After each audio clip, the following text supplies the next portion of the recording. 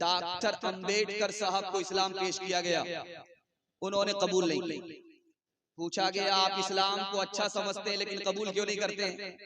कहा मुझे 80% मुसलमान हिंदुस्तान का मुसलमान ही नजर नहीं आता, इसलिए मुझे 80% मुसलमान हिंदुस्तान का मुसलमान नजर ही नहीं आता, इसकी वजह से मैं इस्लाम कबूल नहीं करता। अब दौर देखिए कि अंबेडकर साहब इस्लाम से महरूम हुए क्यों? हमने नबी का चेहरा नहीं बनाया, हमने नबी के बाल को जिंदा नहीं किया, हमने नबी की दाढ़ी को जिंदा नहीं किया, हमने नबी का लिबास नहीं पहना, हम नबी की सुन्नत से दूर रहे, लोग इस्लाम से दूर हुए। आप देख लीजिए यहां से लेकर के पंजाब तक कोई सिख आपको बगैर पगड़ी के बगैर दाढ़ी के नजर नहीं आएगा, और सिख की तादाद इस हिंदुस्तान में ऐसी है जैसे आटे में बाल, और मुसलमानों की तादाद इस हिंदुस्तान में इतनी है जैसे आसमान पर सितारे। लेकिन मुसलमान जलील हैं, और इज्जत किसको मिल रही है? सिख और सरदार को मिल रही है, मुसलमान से ज्यादा। जानते हैं क्यों? सिख और सरदार ने दीन और धर्म को दांत से पकड़ा, अल्लाह ने इज्जत की चोटी पर पहुंचा दिया। हमने दीन और धर्म को ठोकर मारा, अल्लाह ने हमें जिल्लत के ठोकरों में डाला। एक आदमी बोला हजरत थानवी के पास आकर के, दाढ़ी रखता हूं, लोगों से डर लगता है मजाक उड़ाएंगे, लोगों से डर लगता है दाढ़ी रखूंगा मजाक उड़ाएंगे। करे अल्लाह का बंदा, तू लोग है, लुगाई नहीं है। लोगों से तो लुगाई डरती है। मर्दाना वार ऐलान कर दो कि मैं नबी की सुन्नत को जिंदा कर रहा हूं, जिसको जो कहना है। एक आदमी बोला हजरत, जब सड़क पर चढ़ता हूं, चलता हूं, कुंवारा हूं, लड़कियां मुझको छेड़ती हैं, क्या करें? हजरत ने जवाब दिया कि सर पर पगड़ी बांध लो, चेहरे पर दाढ़ी रखो, और हाथ में तस्बीह लो, कसम खाता हूं सारी लड़कियां भाग जाएंगी, कोई तुमको छेड़ेंगी। ये सुन्नत की बरकत है। इंशाअल्लाह बीवी से पूछ करके दाढ़ी रखेंगे, हाथ उठाइए इंशाअल्लाह। ये देखिए बड़ा मुश्किल होगा, दुपट्टे की जब हवा लगेगी तो किबला बदल जाएगा। अगर दाढ़ी के रख लेने से चेहरा बदनुमा लगता, तो ये दाढ़ी मेरे सरकार की सुन्नत नहीं होती। जो महबूबे खुदा की दोस्त तो सूरत बनाता है, जो महबूबे खुदा की दोस्त तो सूरत बनाता है, खुदा को भी फिर उसकी इस अदा पे प्यार आता है।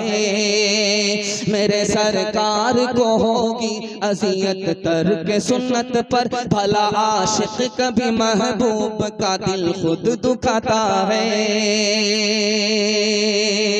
जो अहदे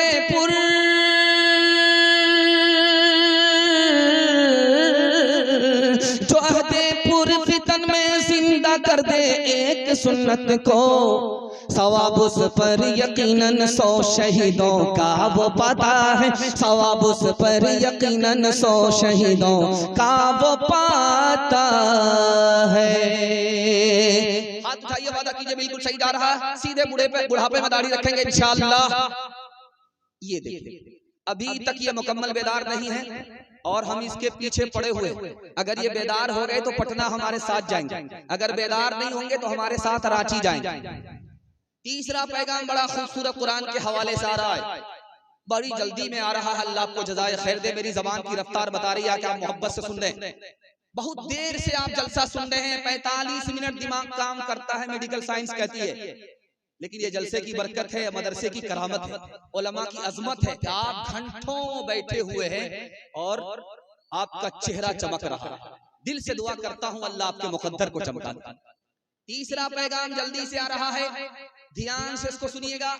हमारा जो दिल है ये बाईं तरफ है, ये धड़कता है, ये जिंदा है या मुर्दा है, ये भी आपको कुरान बताएगा। कुरान के अलावा कोई नहीं बता सकता। कुरान इस दिल के अंदर है तो ये जिंदा है, कुरान इस दिल से निकल गया तो ये मुर्दा है, जिंदा नहीं। उसकी पहचान ये है कि जगाने पर भी नहीं जागता। हमारी दुआ कबूल होती है कि नहीं? अभी दुआ होने वाली है और आप वादा कीजिए कि इंशाल्लाह दुआ के बाद ही हम लोग जाएंगे। जलसा निकल गया, अब सिर्फ दुआ बाकी है। हाथ उठा करके वादा कीजिए दुआ के बाद जाएंगे इंशाल्लाह। हमारी दुआ कबूल होती है या नहीं ये भी कुरान बताए। कुरान पर अमल है, कुरान की तिलावत है तो गारंटी है दुआ कबूल हो रही है। कुछ दुआ का समरा यहाँ मिल रहा है, कुछ आखिरत में जखीरा हो रहा है। और अगर दिल से कुरान निकल गया तो हमारी दुआ कबूल हो भी नहीं रही है, न कभी हो। अल्लाह से हमारा ताल्लुक है कि नहीं ये कैसे पता चलेगा? ये भी कुरान बताएगा।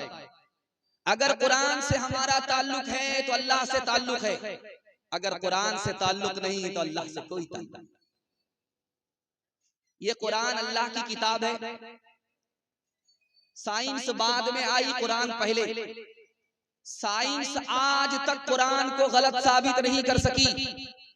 ये पक्का सबूत है कि कुरान अल्लाह की किताब है।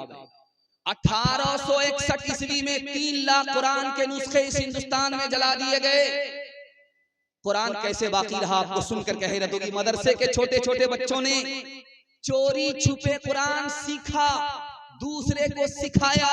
ये मदरसे का सदका है, मदरसे के बच्चों का सदका है कि कुरान भी बाकी है, इस्लाम भी बाकी है और मुसलमान भी बाकी। खानका में सवाल हुआ, यार मदरसे के आलिम को जहां भी जाओ मुर्गा मिलता है खाने, मुर्गा क्यों मिलता? तो हकीम अख्तर साहब रहमतुल्लाह अलैह ने लिखा कि मुर्गा इसलिए मिलता है कि इन्होंने नफ्स को मुर्गा बनाया, फरमा बरदार बनाया। अब इसलिए जहां भी जाते हैं मुर्गा मिलता है। एक बात आपको बताएंगे, आपका दिल बहुत मजबूत होगा। अल्लाह के रसूल ने आलिमों के लिए दुआ फरमाई, मेरे परवरदिगार मेरे आलिम को एक जमीन पर रोजी मत देना, पूरी दुनिया में उसकी रोजी फैला दो।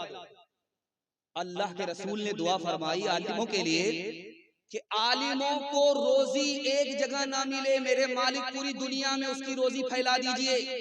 आलम में उसकी रोजी, आलिम की रोजी आलम में फैला दीजिए, ताकि जब वो रोजी खाने के लिए जाए तो मेरा दीन इस्लाम भी पूरे आलम में फैला दे। इंशाअल्लाह मेरा बच्चा डॉक्टर बाद में बनेगा, प्रोफेसर बाद में बनेगा, मदरसे की पहले तालीम लेगा, पहले मुसलमान बनेगा। हाथ उठा दीजिए इंशाअल्लाह।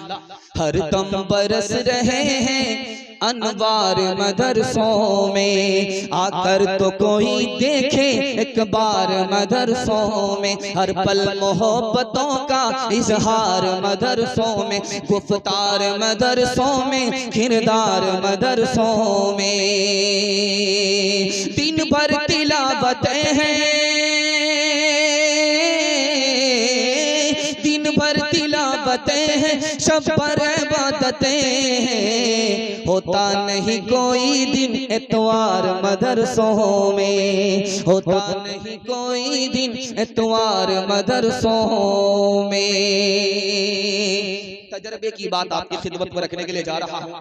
आपका बच्चा जवान हो गया, उसको इल्म भी नहीं है, हुनर भी नहीं है, तो अली मियां नदवी रहमतुल्लाह अलैह कहते हैं कि इससे अच्छा था कि बचपन में मर जाता। ये धरती का बोझ है, जवान हो गया और जाहिल का जाहिल है। आपके बच्चे को इल्म नहीं और आपके बच्चे को हुनर नहीं, इसको लिख करके जाइए, न उसका खानदान तरक्की करेगा न वो खुद तरक्की करेगा। तरक्की के दो ही रास्ते हैं।